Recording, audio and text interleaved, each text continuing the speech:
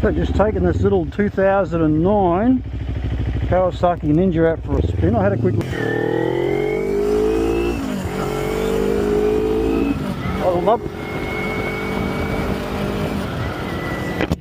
I love the little whistle that it's making. Okay, so speedo doesn't work. That's not a good thing. So we don't know what the true kilometre. Oh, there we go. It decided to jump into life.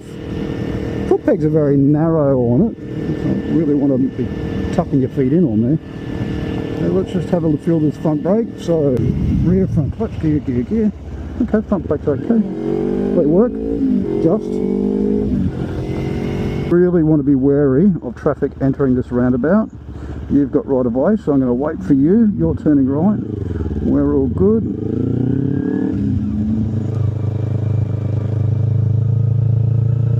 Front feels really heavy on this, so the tyre pressures are going to be really low. We'll find out what they're like when we pull up the service station.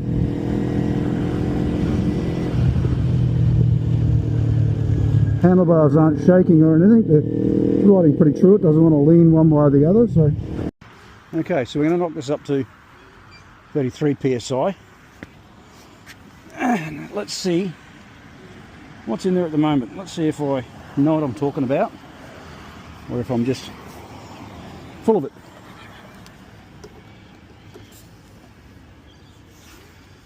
$27. Knew it was down.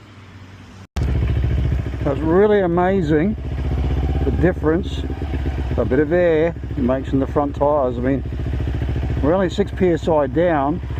First impression on this bike after pumping the tyres up is the suspension actually feels rather planted for a bike that's really old. There's having a look, there's signs of oil around the front fork seals, there's a lot of rust on the fork legs, but the front forks have still got a fair bit of control and dampening in them, so you know they're not too bad really, and I can actually feel the road. It's not like they're bouncing around and the spring's unchecked, so there's a lot of dampening, everything happening in there, so the bike actually feels rather planted. Yeah, first impressions, not too bad. It's a lot more stable, a lot easier to ride now. Doesn't want to turn as easily as the little KTM, but yeah, we'll start to see how it goes when we start to do our slow speed manoeuvres.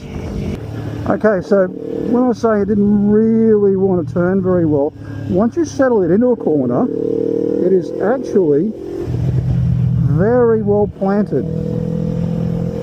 It just wants to stay there. So, you know, once you got it in the turn, very positive and just really wants to stay in that corner. There's no problem pushing it over at all. The bike tips in very, very quickly and very easily. But it's funny, like to do a quick right, left, it's quite stiff. But putting it into a turn takes very little effort whatsoever, and it really did want to stay in that turn. So it just didn't want to run wide or anything like that. That's a very positive chassis on the bike. It's very planted. Alright, so first thing we're going to try and do here is the slow ride. How slow can we get this bike going without it stalling and without using the rear brake?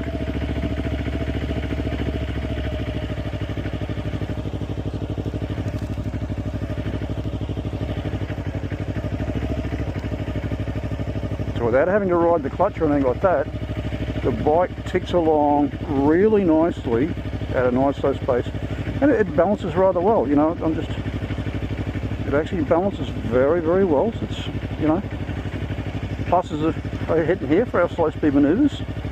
Not sure whether the frame will allow me to turn the bike tight enough for my tight turns, but let's just have a look. So I can just offer a little bit of brake just to stop the bike from speeding up. Okay, so typically you want to do a tight turn, first thing you do is turn your head, turn the bike.